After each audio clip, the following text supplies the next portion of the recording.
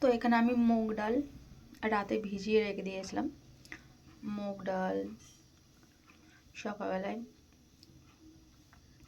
ওটা বেটে আর এই ফেটে রেখে দিয়েছি। এর সাথে দিয়েছি জোয়ান, কালো জিরা, পেঁয়াজ, লঙ্কা, কাঁচা লঙ্কা দিয়েছিলাম। দিয়ে এটা আমি এবারে ভাজবো।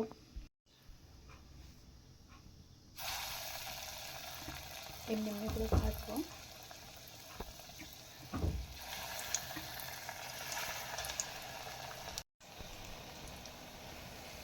তো আমি পুরো এরকমভাবে শেপ দিয়ে নিয়েছি, শেপ করে ভাজছি।